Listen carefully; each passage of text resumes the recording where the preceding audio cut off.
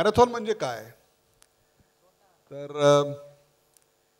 Correct me if I am wrong, 42.195 kilometres म्हणजे marathon. Ultra marathon म्हणजे काय? Ultra marathon म्हणजे basically anything above 42.195 is ultra marathon.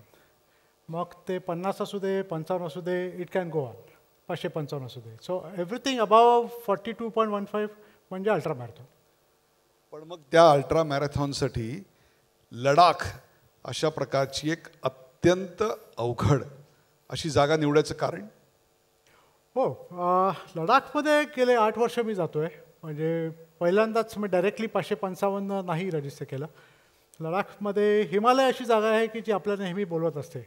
एकदा गेलं की माणूस हिमालयाच्या प्रेमात पडतो आणि तो सारखा तिकडे जायचा प्रयत्न करतो. तशीच केस माझ्याबरोबर पण झाली आणि मी एक वेगवेगळी कारणं शोधत राहिलो परत हिमालयात जायला. तर पहिल्यांदा 42 किलोमीटर केलं. मला बेसिकली वेगळ्या गोष्टी करायला आवडतात. म्हणजे नॉर्मल लोक जे करतात त्याच्यापेक्षा थोडंसं काहीतरी वेगळं करावं. जसं 31 डिसेंबरला सगळे पार्टी करतात तर मी करत नाही. मी 1 जानेवारीला पार्टी करतो. माझं असं म्हणणं आहे की आपण वर्ष सेलिब्रेट करायला पाहिजे दिवस सेलिब्रेट करण्यापेक्षा. मग 1 जानेवारीला मी काय त्या वर्षीचं जे टार्गेट आहे, सायकलिंग असेल, रनिंग असेल, जे काय असेल ते करत राहतो. तर सिमिलर वे माझी पहिली मॅरेथॉन जी मी ठरवली, म्हणजे माझं रनिंग जर्नी तशी छोटी आहे. 2013मध्ये मी पहिलं रन केला 15 किलोमीटरचा आणि तो आवडला मला. तिथे खूप छान ॲटमॉस्फिअर होतं. रनिंग असा एकमेव इव्हेंट आहे की ज्याला प्रत्येकाला म्हणजे जो कोणी फिनिश लाईनला येतो त्याला मेडल मिळतं. बाकी कुठल्याही स्पोर्टमध्ये असं होत नाही. प्रत्येक ठिकाणी आपल्याला कुठल्या तरी रँकला यायला लागतं, काहीतरी कमावं लागतं, तेव्हा आपल्याला ट्रॉफी किंवा मेडल मिळतं. तर ते एक फील छान होतं. छान छान मुली पण होत्या, क्राऊड छान होतं. तिथे एकूण ते झुंबा वॉर्मअप हे सगळ्या गोष्टी ज्या होत्या त्या खूप अट्रॅक्टिव्ह होत्या आणि त्याच्यात एक थोडंसं आवड निर्माण झाली रनिंगची. मग मुंबईमध्ये 21 किलोमीटर केले. मुंबईमध्ये आपण आता मुंबईमध्येच आहे. मुंबईमधली जी काही एनर्जी आहे ती खूपच वेगळी होती. म्हणजे 21 किलोमीटर केल्यावरच मला एवढं आवडलं. तर तेव्हा 42 किलोमीटर करणाऱ्या लोकांना मी बघितलं. तर असं ते थोडं थोडं एक एक नशा करत गेलो आणि मग माझी पहिली मॅरेथॉन मी जेव्हा लडाखमध्ये केली तेव्हा ॲज युज्युअल लोक होते. म्हणजे कारण मगाशी तुम्ही जसं म्हटलात माझ्याही आडनावात कर आहे, पण मी टीका करणारा नाही आहे, टीका करून घेणारातला आहे. तर त्यामुळे जेव्हा मॅरेथॉन केली लडाखमधली तर तेव्हाही खूप लोकांचं असं होतं की अशी पहिली मॅरेथॉन लडाखमध्ये कोणी करतं का, ते चुकीचं आहे आणि असं नाही करायला पाहिजे. पण माझ्या मते थोडासा बॅडनेस आल्याशिवाय आपण म्हणजे लोक जेव्हा वेळी म्हणतात तेव्हा आपण we are on the right track, आपण काहीतरी आपल्यासाठी चांगलं करत असतो. तर ते खूप मला आवडत गेलं आणि मग 42 केल्यावर मी तिथे 72 केलेली लोक बघितली. पुढच्या वर्षी 72 करायला गेलो. त्याच्या पुढच्या वर्षी 111 केले. असं जम्प करत मी 555ला पोहोचलो. या 555ची सुरुवात म्हणजे हा आकडा आत्तापर्यंत एका सिगरेटचा ब्रँड म्हणूनच सगळ्यांच्या लक्षात होता. परंतु 555 किलोमीटर एखादा माणूस पळत जाऊ शकतो की एक आश्चर्य. अशा करता आहे की नुब्रा व्हॅलीपासून तुम्ही याची सुरुवात केलीत. आता नुब्रा व्हॅली जे कोणी लडाखला गेले असतील, म्हणजे लेहपासून आपण कारगिलला जातो तेव्हा 2 रस्ते जातात. त्यातल्या एका रस्त्यावर तुम्हाला नुब्रा व्हॅलीची साधारणतः सुरुवात होते आणि तो अतिशय खडतर मार्ग आहे. काय सांगाल त्या प्रवासाबद्दल? त्या विशेषतः हवामानाबद्दल काय सांगाल? काय प्रकारचं हवामान तुम्हाला या 5-6 दिवसात अनुभवायला मिळालं? 555 किलोमीटर जर का तुम्ही बघितलं तर हे ॲक्च्युली मी थोडीशी ला अल्ट्राविषयी माहिती सांगतो. म्हणजे 555 किलोमीटर का होते यावर्षी, मागच्या वर्षी. दरवर्षी ते लोक ला अल्ट्रा नावाची कंपनी आहे, ते 111, 222 आणि 333 असे डिस्टन्सचे इव्हेंट ते ऑर्गनाईज करतात. मी 333 केले याच्या आधी. तर ज्या वर्षी 333 केले तेव्हा तो जो ऑर्गनायझर आहे तो पण डॉक्टर आहे. तर त्यांनी असं काहीतरी दाढी-बिडी लावून त्यांना अनाऊन्स केलं की आता आपण पुढच्या वर्षी 10 वर्ष कंप्लीट करतो आहे. तर आपण काहीतरी एक्स एडिशन म्हणून 555 लॉन्च करतो आहे. तर तेव्हा इमिजिएट रिॲक्शन अशीच होती की 555 कोण येणार आहे? म्हणजे डॉक्टरला वेळ लागला आहे, असं कोणी 555 करायला येणार नाही परत त्या ह्याच्यामध्ये. आणि ते पहिल्यांदा होणार होतं, परत आधी झालेलं नव्हतं. 333 आत्तापर्यंत एक 8-9 वर्ष चालू होतं. 555 त्या टेरेनमध्ये म्हणजे एक त्याचा इम्पॉर्टंट पार्ट असा आहे की लाटो म्हणून एक जागा आहे जी टांगलांगला पासच्या खाली येते. तिथे 14,000 त्याचं अल्टिट्यूड आहे. तर 14,000 पासून आपण 17,500 फूटला चढतो टांगलांगला पास. टांगलांगलावरनं आपण खाली डेब्रिंगला 15,000 फुटावरती उतरतो.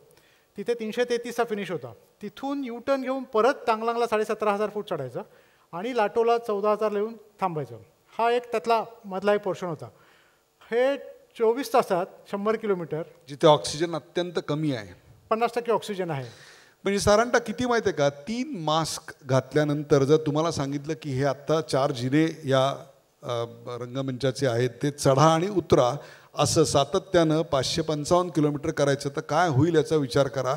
म्हणजे या माणसाने काय केलं हे तुम्हाला कळेल. तर तो जो पोर्शन होता तो त्या इव्हेंटचा सगळ्यात टफ पोर्शन होता. कारण ते पहिल्यांदा होत होतं. इव्हन डॉक्टरला हे माहिती नव्हतं की ह्युमनली पॉसिबल आहे की नाही, कारण या अल्टिट्यूडमध्ये 24 तास 100 किलोमीटर करणं पॉसिबल आहे की नाही.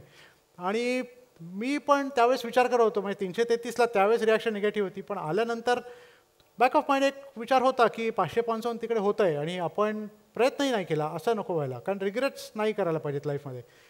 मग त्या डिसिजनप्रमाणे 4 महिन्याआधी डिसिजन झाला की आपण जायला पाहिजे. यावेळेस एक्सपेडिशन म्हणजे खरंच एक्सपेडिशन होतं, कारण ऑगस्टमध्ये युजली पाऊस पडत नाही लडाखमध्ये.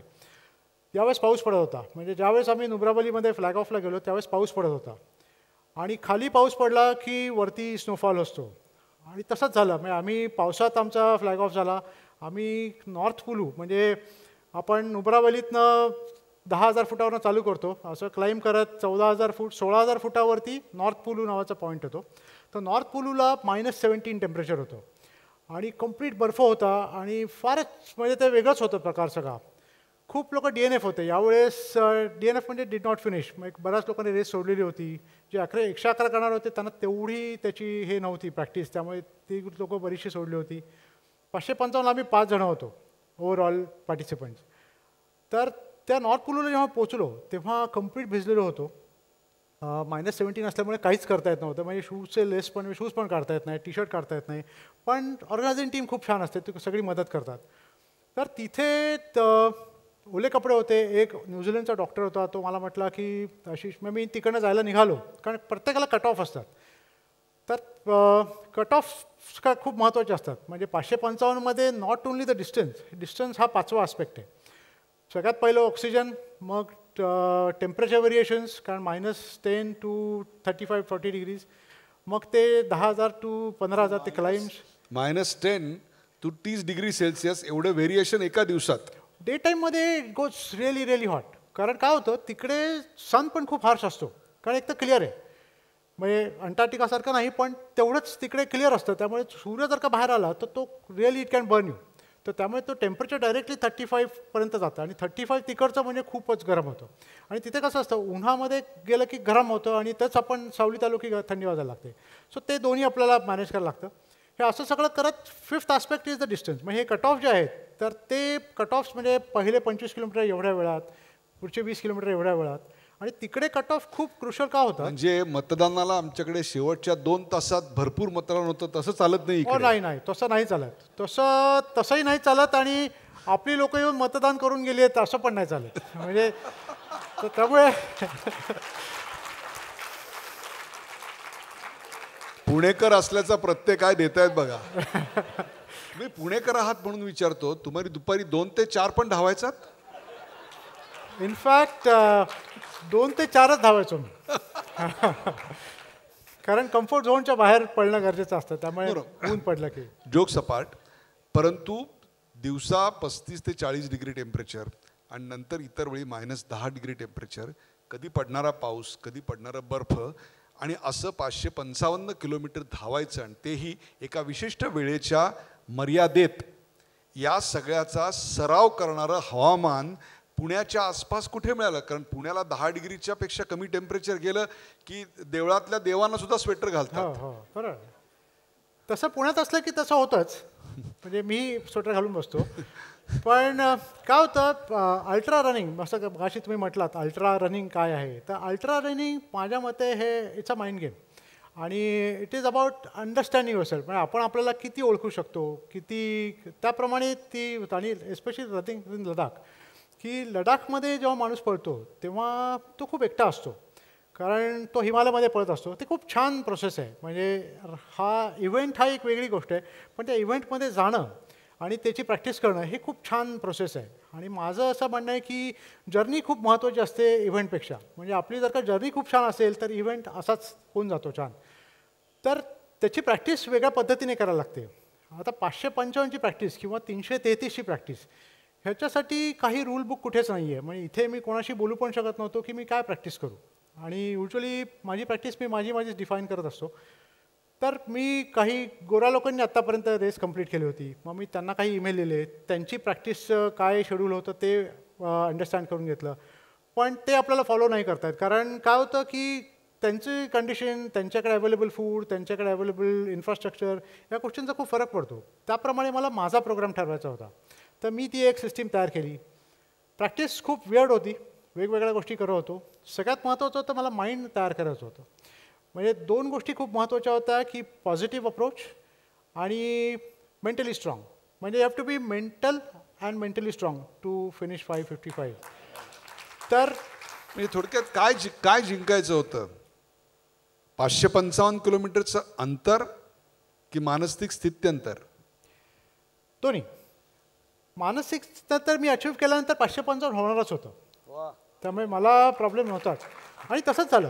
मी 333चा माझा जो फिनिश होता तो खूप ड्रामॅटिक होता. तो मला सांगायला आवडेल सगळ्यांना. 333चा जो माझा फिनिश आणि 555 फिनिश याच्यामध्ये खूप फरक होता. 333च्या फिनिशला मी 111वरनं डायरेक्ट जम्प केली होती 333 किलोमीटरला. आणि शेवटचे जे किलोमीटर होते साधारणतः 55 ते 60 किलोमीटर जे होते सेम टांगलांगलावरनं खाली उतरायचं होतं. तर शेवटी लाटोवरनं मी जेव्हा टांगलांगला पासला निघालो तेव्हा खूप जोशमध्ये निघालो होतो. माझा भाऊ आर्मीमध्ये कर्नल आहे, तर आम्ही मिलिटरी स्टाईलमध्ये तो पास चालू केला आणि फुल स्पीडमध्ये मस्त आडावडा करत भारत माता की जय वगैरे सगळं आडावडा करत तो पास केला. छान झोनमध्ये होतो. पण त्या ह्याच्यामध्ये काही नेचरच्या गोष्टी ज्या आपल्याला फॉलो करायला लागतात त्या मी केल्या नाहीत. त्याच्यामध्ये सॉलिड फूड खाल्लं नाही, थोडी रेस्ट घेतली नाही, मी कंटिन्युअस मुवमेंट करत राहिलो. आणि जेव्हा मी टांगलांगला पासला पोहोचलो तेव्हा ऑर्गनायझर्सच्या व्हेकल्स, क्रू व्हेकल्स आले. तेव्हा त्यांचं डिस्कशन चालू झालं की आशिष यावेळेस पोहोचला तर तो रेस कंप्लीट करू शकेल, उशीर झाला तर हे होईल ते होईल, निगेटिव्ह थिंग्स. तर ते सगळं माइंडवरती प्ले करायला लागतं. एका पर्टिक्युलर पॉईंटनंतर मी तिथून 20 किलोमीटर खाली जाऊन फिनिश होता आणि मी 1 तासभर साधारणतः रन केला असेल आणि कुठेतरी त्या टायर्डनेसमुळे मला थोडंसं हॅल्युसिनेशन व्हायला लागलं. मी एका व्हॉलंटिअरला विचारलं की किती किलोमीटर राहिलेत आणि तो म्हटला अजून 17 किलोमीटर आहेत. आता तो 17 म्हटल्यावर ते मला माहिती होतं चुकीचं आहे, पण ते कुठेतरी माझ्या डोक्यात ते हिट झालं आणि हॅल्युसिनेशन आणि ते असं दोन्ही हिट झालं. याच्यावर अनेक चित्रपट निघालेले आहेत. नेटफ्लिक्सवर याच्या काही फिल्म्स उपलब्ध आहेत किंवा अनेकांनी त्यांच्या अशा प्रकारच्या साहसामधल्या अनुभवात दिलेलं आहे की काही काळानंतर तुम्ही एकटे जेव्हा असता आणि अशा प्रकारचं साहस करता, मग समुद्र पार करण्याचा असेल किंवा अशा, त्यात भास व्हायला लागतात. आणि ते भास हे जीवघेणेसुद्धा अनेकदा ठरल्याची उदाहरणं आपल्याकडे आहेत. तुम्हाला काय भास झाले होते? हो, मला भास होत नव्हते. भास म्हणजे काय होतं की तो 17 किलोमीटर म्हटल्यावर मला कळलं की हे काहीतरी चुकीचं आहे. मग माझ्या डोक्यात असं बसलं की मी 333 किलोमीटर संपवले आणि त्यावर्षी फर्स्ट टाईम इंडियन पार्टिसिपंट्स होते आणि असं वाटतं की ऑर्गनायझरला काहीतरी स्पेशल फिनिश करायचं आहे कारण इंडियन पार्टिसिपंट्स आहेत. असं माझ्या डोक्यात बसलं की मी 333 संपवलेत आणि यांना स्पेशल फिनिश करायचं आहे, सरप्राईज फिनिश करायचं आहे म्हणून ते मला पळवत आहेत. हे माझ्या डोक्यात बसायला लागलं. हळूहळू अजून ते फर्म होत गेलं. आणि प्रत्येक वेळेस ह्याला क्रू टीम असते, माझ्याबरोबर माझी क्रू टीम असायची. तर क्रू टीमवरती खूप क्रुशल रोल प्ले करायला लागला कारण त्यांना मला इमोशनली पण मला हँडल करायचं होतं की आशिष आम्ही 2 बड्डे सेलिब्रेट करणार होतो, त्यांना मी बड्डे गिफ्ट देणार होतो 333 संपवून. मग ते बोलणं चालू झालं. मग ते मला सांगायचे की हे थोडं कॉर्नरला गेलं की फिनिश आहे. 2 डॉक्टर माझ्याबरोबर यायला लागले. तर त्यांनाही मी ते मला प्रश्न विचारत होते की आशिष तुझं नाव काय, तू कुठे आला आहेस वगैरे. आणि मी म्हटलं कारण फिजिकली वॉज ॲब्सोल्युटली फिट आणि बाकी सगळं परफेक्ट होतं. मी त्यांना म्हटलं तुम्ही पण त्या टीममध्ये सामील आहात, या सगळ्या सरप्राईज फिनिश करायचं आहे. So they was lot of pressure. आणि असा एकच असा टर्न होता आणि इकडे फिनिश होता. आणि त्यावेळेस एक तो न्यूझीलंडचा डॉक्टर आणि एक छोटा मुलगा ते इंडियन फ्लॅग आणि फिनिश रिबन घेऊन आले आणि मी एका पॉईंटला थांबलो. मी म्हटलं आता मी पळणार नाही, पायाला ब्लिस्टर्स झालेत आणि तुम्ही मला उगाचच पळवत आहे. असं करत ते त्यांचे नवीन फेसेस आले म्हणून मी तो शेवटचा टर्न ठरवला की आपण घ्यायचा आणि तो मी टर्न घेतला आणि दॅट वॉज ॲक्च्युली फिनिश. म्हणजे असा फिनिश होता की 72 hours was the cut off आणि I could finish that race in 71 hours 15 minutes 29 seconds.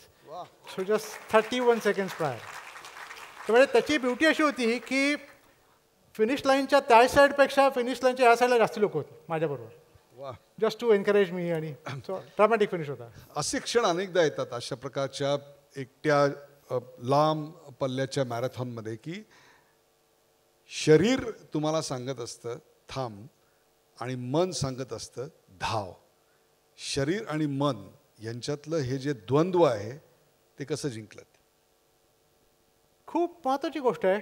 म्हणजे शरीर नेहमी गिवअप करून टाकतं एका पर्टिक्युलर टाईमनंतर. माइंड खूप महत्त्वाचं आहे आपलं आणि खूप स्ट्रॉंग आहे. हे माझा हळूहळू बिलीफ वाढत गेला याच्यावरती. त्याच्यासाठी खूप गोष्टी पण केल्या. म्हणजे माझं असं एक म्हणणं आहे की प्रत्येक माणसाने लाईफमध्ये एक तरी गोष्ट अशी करायला पाहिजे की ज्याच्यातनं कोणी विचारलं नाही याच्यातनं काय मिळणार आहे, तर त्याचा आन्सर फक्त हॅपीनेस पाहिजे. कारण युजली आपण वाह, क्या बात है, क्या बात है. काय होतं, युजली आपण कुठली गोष्ट करताना आपल्याला काहीतरी मेडल मिळणार असतं किंवा सर्टिफिकेट मिळणार असतं, पैसे मिळणार असतात आणि आपण त्या गोष्टी करत राहतो. पण जेव्हा तो फक्त माणूस ते फील करू शकतो की त्याला त्यातलं काय मिळणार आहे आणि ज्याच्यात रिवॉर्ड नसतं. म्हणून मी अशा बऱ्याच डेज सेलिब्रेट करत आलो आहे. मी 11-11-11, 12-12-12, 11-12-13. It was just a special day. म्हणजे 11 नोव्हेंबर 2011. तर तो स्पेशल माझ्या साईडनी करायला पाहिजे. कारण खूप लोकांचे मेसेज येतात की अरे हे स्पेशल दिवस आहे, 400 वर्षांनी येत आहे, 200 वर्ष होणार नाही वगैरे असं काही असतं. फॉरवर्ड विद्यापीठाचे जे स्नातक आहेत ते नेहमी असं करत असतात, पाठवर असतात. स्वतः धावणार नाहीत 11 पावलं, पण 11-12-13 पाठवत नक्की असतात. हां, म्हणजे प्रॉब्ली ते माझ्यासाठीच पाठवत असतील. तर त्यामुळे मी ते सेलिब्रेट करत गेलो. कारण आज ती माझ्याकडे एक माझी अचिव्हमेंट आहे की तो दिवस मी माझ्या साईडनी स्पेशल केला आहे. मग मी पुणे गोवा सायकलिंग केलं कंटिन्युअस. मी जस्ट टू सेलिब्रेट 11-11-11. 11-12-13ला मी बर्नर बाईकवरती केलं. मग पुणे पाचगणी वॉक केलं. ह्या सगळ्या गोष्टी मी सेलिब्रेट करत गेलो. त्यामुळे मी या सगळ्या गोष्टींच्या प्रेमात पडत गेलो. म्हणजे माझं असं म्हणणं आहे की प्रत्येकाच्या जीवनामध्ये एक पॉईंट येतो जिथे you have to choose between love and fear. आणि माझं मत आहे की आपण लव्ह चूज केलं तर लाईफ इज ब्युटिफुल. आणि काय होतं, फिअर असेल तर फिअर खूप असतात. Fear of injury, fear of society, fear of काही म्हणजे there are plenty of fear. Fear is much more dangerous than actual death. Fear of death is much more dangerous than death. Fear of death. हे सगळं केलं त्यावेळेला वयाच्या 40च्या आसपास आपण आलेला होतात. असं वाटतं की हे जर खूप आधी 10 वर्ष केलं असतं तर कदाचित यापेक्षा जास्त सोपं गेलं असतं. नाही, असं नाही वाटत मला. माझं मत आहे की त्यावेळेस काही वेगळ्या गोष्टी होत्या. आत्ता जे आहे ते खूप महत्त्वाचं आहे. म्हणजे माझं असं म्हणणं आहे की आज जगणं खूप महत्त्वाचं आहे. पास्ट गेलेला आहे, तो काही करू शकत नाही. आणि फ्युचर येणार आहे, आपण फ्युचरमध्ये आहोत माहीत नाही आहे. त्यामुळे आज जगणं महत्त्वाचं आहे. आपण जेव्हा धावतो तेव्हा आपल्याला खूप कष्ट होतात, हे तर नक्कीच आहे. कष्ट होतात हे मान्य, त्रास होतो का? त्रास नाही होत. मी एक छोटी तुम्हाला गंमत सांगतो. कॉम्रेड नावाचा एक इव्हेंट असतो जो आपल्या इकडे खूप पॉप्युलर आहे. 89 किलोमीटर साऊथ आफ्रिकेमध्ये रन असतो. टफ आहे. त्यातला 12 तासाचा कट ऑफ असतो आणि तो संपवायचा असतो. त्याच्यात पण शेवटचा कट ऑफ असा होता की 7 किलोमीटर आणि 40 मिनटं असा त्याचा टाईम असतो. मी शेवटचा कट ऑफ केला आणि मी कम्फर्ट झोनमध्ये गेलो. ते माझी पहिली इंटरनॅशनल रेस होती आणि मी कम्फर्ट झोनमध्ये गेलो. मी शेवटचे म्हटलं आता 40 मिनटं आहेत आणि 7 किलोमीटर हे काय रेग्युलर आहे, आपण नक्कीच करू शकू, काहीच प्रॉब्लेम नाही आहे. मी कम्फर्ट झोनमध्ये गेलो. तेव्हा मी तेवढा प्रिपेअर्ड नव्हतो आणि I was mentally also was not ready for that race. पण मी फक्त कॉम्रेड काहीतरी वेगळं करायचं म्हणून गेलो होतो. 3 किलोमीटर राहिले असताना तिथली व्हॉलेंटिअरची मुलगी आणि मला म्हटली की अशी 3 किलोमीटर आहेत आणि फक्त 15 मिनटं आहेत. ओके, मी फिजिकली फिट होतो, मला काही प्रॉब्लेम होत नाही, काही क्रॅम्प्स नव्हते, काही नव्हते. पण माझा कॅज्युअल अप्रोच होता. मी स्प्रिंट मारली, मी फुल स्पीड गेलो. पण ते ग्राउंडमध्ये फिनिश असतो कॉम्रेडचा, फार ग्लॅमरस इव्हेंट आहे. ग्राउंडमध्ये गेल्यानंतर मला असं फिनिश लाईन दिसत होता, 200 मीटर फिनिश लाईन होता आणि बजर झाला 12 तासाचा. माझ्या 25,000 लोक पळतात त्या रेसमध्ये, त्यामुळे बरोबर कुठल्याही क्षणी भरपूर लोक असतात. तर त्यावेळेस मी बघितलं की 200 मीटरवरती फिनिश लाईन आणि रेस संपली आहे. काही नाही, म्हटलं अरे हे काय संपलं. तिथे फिनिश लाईनला गेलो, सिम्पथी मेसेजेस येतात, लोक म्हणतात अरे बाबा युअर अ फिनिशर, पुढच्या वर्षी या वगैरे whatever. Sympathy messages makes you weak. पण तेव्हापर्यंत मी ओके होतो की ठीक आहे आपण परत येऊ वगैरे. मी जेव्हा रूमवरती गेलो, हॉटेल रूमवरती, तेव्हा मी बघितलं की बरेच लोक फॉलो करत होते मला. त्याचं लाईव्ह ट्रॅकिंग असतं त्या रेसचं. माझे मित्र, माझी फॅमिली, बरेचसे लोक फॉलो करत होते आणि प्रत्येकाचे मेसेजेस होते की come on Ashish, you can do it, 1 kilometre to go, 500 metres to go, whatever. ते बघून मला खूप राग आला की लोक जर का आपल्याला फॉलो करतायत आणि आपण रेस फिनिश नाही केली फक्त आपल्या कॅज्युअल अप्रोचमुळे, तेव्हा माझी चिडचिड झाली. आणि त्यांचा एक DP असतो, व्हॉट्सअप DP, की keep calm 365 days to go. तर तो मी चेंज केला त्या रात्री 2 वाजता. तर तुम्ही जो पेन म्हणता ना, तर बाकी सगळे लोकांनी फिनिश केलेलं होतं. रेस ती जी कॉम्रेड्स होती ती फिनिश. मी पण तेवढंच पळालो होतो, पण त्यांच्या पेनमध्ये आणि माझ्या पेनमध्ये फरक होता. कारण I was there. So that is the difference between pain and. या पुढचं काय आव्हान स्वीकारणार? खूप आहेत गोष्टी करायला. आता लॉकडाऊनच्या आधी एक एव्हरेस्टिंग नावाचा इव्हेंट केला टू सेलिब्रेट 2002.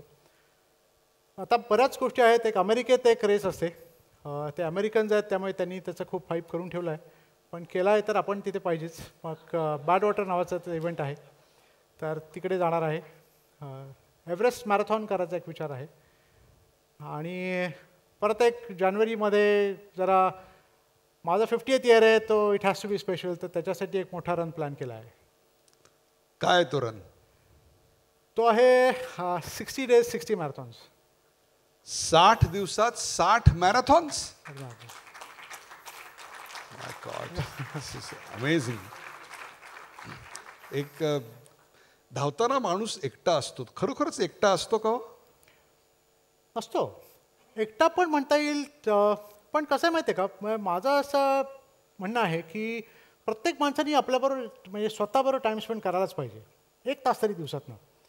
जेव्हा माणूस स्वतःबरोबर टाईम स्पेंड करायला लागतो ना, तेव्हा तो पॉझिटिव्ह होतो आणि तो चांगले विचार करायला. कारण युजली आपण जेव्हा एकटे असतो तेव्हा आपण निगेटिव्ह नसतो. म्हणजे आपण तर म्हणत नाही की मी खराब आहे, मी वाईट आहे, मी काय करू शकणार नाही, असं युजली बोलत नाही. 2 माणसं एकत्र आली की देर इज अ डिस्कशन.